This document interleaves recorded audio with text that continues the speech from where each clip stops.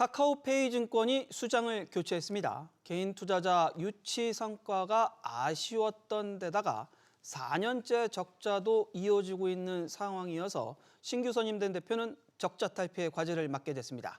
지웅배 기자와 이야기 나눠보겠습니다. 지 기자, 새 대표는 모회사인 카카오페이에서 온 인물이죠? 네, 신호철 카카오페이 사업개발실장이 신임 대표이사로 내정됐습니다.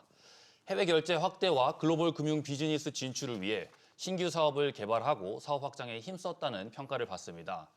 특히 최근 관심을 모았던 미국 증권사 시버트 인수는 신 대표가 추진한 사업입니다. 신 대표는 그간 인텔과 맥킨지, 삼성전자 등 국내외 대표 IT 기업에서 몸담았습니다. 카카오페이 사업개발실장 전에는 2년간 카카오 전략지원실장을 지내기도 했습니다.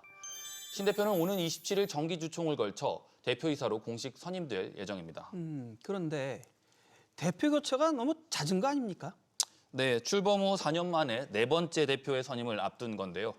거슬러 올라가면 지난 2019년 2월 김대용 미래에셋증권 온라인 비즈니스 본부장은 카카오페이 내 증권 TF 총괄 부사장으로 영입돼 이후 2020년 2월 카카오페이 증권 출범과 함께 초기 수장을 맡았습니다. 카카오페이 증권의 전신인 바로투자증권 윤기정 기존 대표이사의 경우 각자 대표 체제로 기업금융 사업부문 대표 자리를 유지하다가 2년 뒤 물러났습니다. 이승효 카카오페이 부사장이 공동대표로 선임되면서 이후 공백을 메웠는데요. 증권사 경험이 없는 데다가 기존 김 대표와 띠동갑일 정도로 나이 차이도 크다 보니 호흡을 맞추기 쉽지 않았을 것이란 평가도 나왔는데 결국 이듬해 김 대표의 임기 만료 후 지난해 초부터 단독 대표를 수행한 이 대표는 이번 달 말까지였던 임기를 못 채우고 지난 1월 중순 전격 사임했습니다. 결국에는 이게 리더십 부재가 상당히 좀 큰 공백인데 싶은데 이렇게 주목받는 데는 사실상 저조한 실적도 한몫했죠? 예, 그렇습니다. 카카오페이 증권은 지난 출범하고 4년째 적자를 이어오고 있는데요. 지난해에만 순손실 517억 원을 기록한 가운데 매년 적자 폭이 커지고 있는 점도 문제입니다. 당장 지난해와 그전해만 비교해봐도 영업비용은 200억 원 넘게 늘어났는데 주된 수익원인 주식거래 수수료는 오히려 5억 원가량 줄어들었습니다. 앞서 개인 투자자 대상인 소매금융, 소위 리테일 고객을 유치하기 위한 시도는 많았습니다. 예탁금 이자 5%, 해외 주식 거래 수수료 0.05% 등의 혜택을 제공했으나 번번이 빛을 보지 못한 건데요.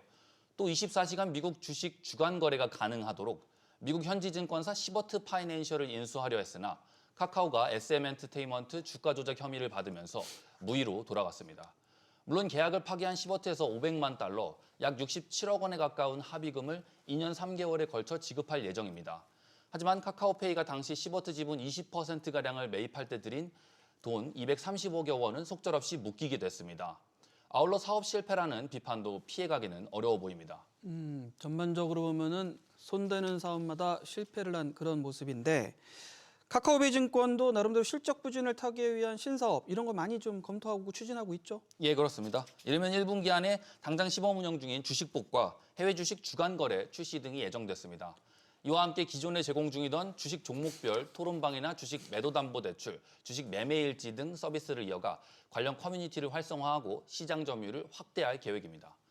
앞서 무산된 시버트 인수 역시 신호철 신임 대표 중심으로 양사 간 전략적 합의를 이어갑니다.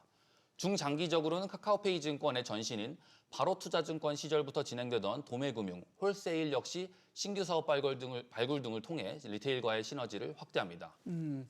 일단은 추진하는 건 많은데 이거에 대한 시장의 평가는 어떻게 나오겠습니까? 네, 평가가 양분되고 있습니다. 당장 올해부터 점유율을 확대할 것이란 전망과 수익성 개선까지는 시간이 더 걸릴 것이란 전망으로 나뉩니다.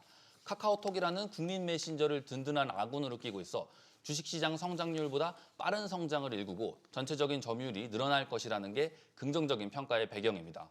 반면 그간 언급된 신사업은 다른 증권사들도 수행해온 사업이라 차별성이 떨어진다는 부정적 평가도 나옵니다. 카카오톡에 수혜를 입기 어려운 구조라는 지적도 있습니다. 들어보시죠. 카카오페이 증권은 카카오톡에서 거래가 안 된단 말이죠. 그렇다고 카카오페이 애들 많이 사람들이 따라가느냐? 그렇지도 않아요. 카카오는 같은 카카오 붙였다고 서로 도와줄 수 있는 그런 구조가 아니에요. 그런 게 좀 원칙으로서 시너지가 잘 안 나요. 네, 일각에서는 장기적으로 사업 방향성이 소매보다는 도매에 더 방점이 찍혀야 한다는 평가도 나옵니다. 전통 명가들은 IB에서 더 자리를 잡는 모습을 보이거든요. 카카오의 위치는 개인들을 공략하는 위치라기보다는 기존 IB 업무들을 디지털화시키는 방식을 찾아내서 인터넷은행의 그 비즈니스 모델을 맞춰가는 게 더 옳지 않을까. 해외 주식 거래를 바탕으로 지난해 흑자 전환에 성공한 토스증권과 비슷한 행보를 이어갈 수 있을지 관심이 쏠리고 있습니다. 올해는 4년째 적자 행진 종지부를 찍는 원년이 될 것으로 기대해 봅니다.